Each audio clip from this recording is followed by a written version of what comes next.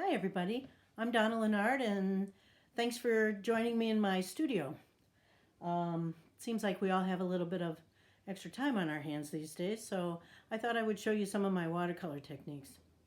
I've been experimenting with watercolor for about 20 years, self-taught, so I might do a little something wacky, I don't know, but anyway, I use a lot of water and I move pretty fast, but some of these techniques they're just really easy to do. And let's just get started. We're going to do Northern Lights with a technique called wet on wet. And let's go. And I'm going to try to get out of my way here for you so you can see what's going on. All right, I'm just taking this brush to this paper that I've taped down on a board. And I will suggest that you use a good paper. It seems like that the difference between a good experience and a bad experience. All right, so this page is wet. Now I'm going to take my brush, and I use this 1-inch wash brush, and it's got a little bit of an angle to it, which I love. And just going to get it wet. And I'm going to dig in here. I'm going to get this Azo yellow. It's a beautiful, nice, bright lemon yellow. And since this page is wet, this paint's going to move a little bit. And I'm just going to put this on the page.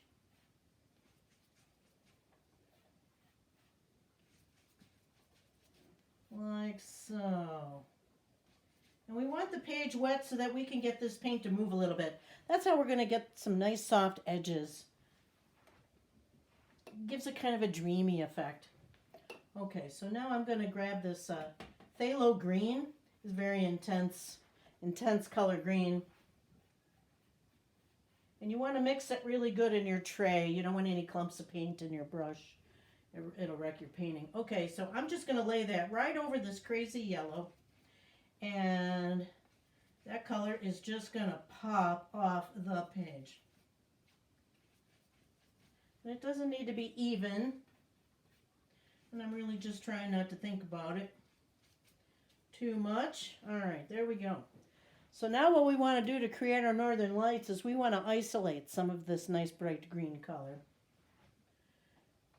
So I'm going to go over here and I'm going to use phthalo blue, and I'm using a lot of paint. Let's pop this up here a little bit more.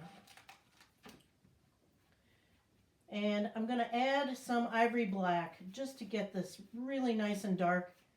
Your painting is going to dry. When it dries, it'll be lighter, so you really do want to add a lot of pigment.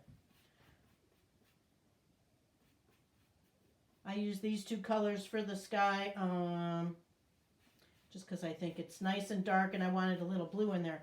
Okay, my brush is loaded up, and now what I'm going to do, I'm going to just put this on around. I'm going to move in the same direction. If you can see me do this. I'm going to kind of close that gap there. Okay, and now I'm going to put a little on the bottom.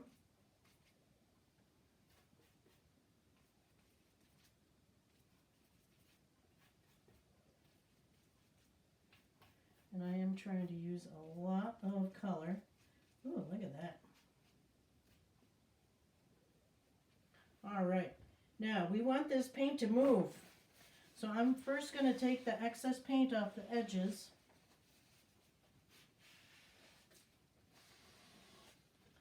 And I'm going to add a little water with my spray bottle.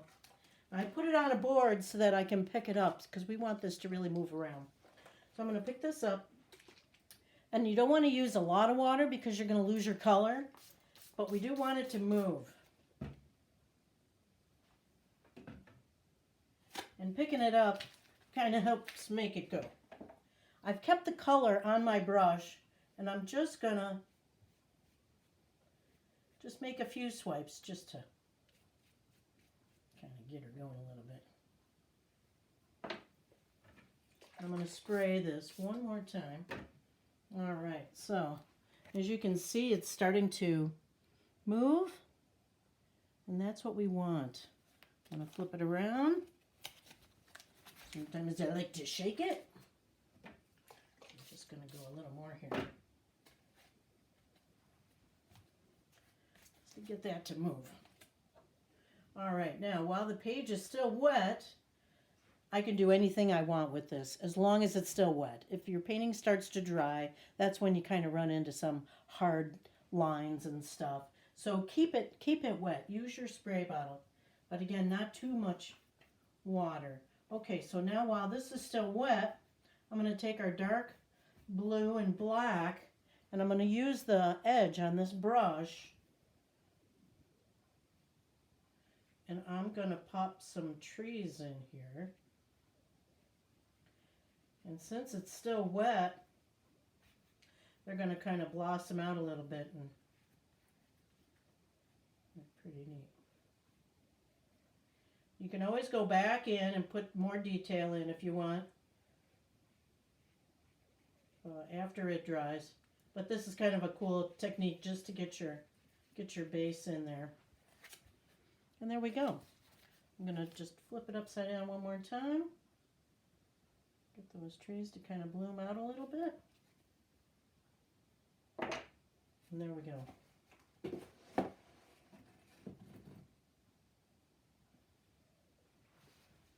I hope you enjoyed this video. And tomorrow we'll work on lake reflection. All right? We'll see you then. Bye.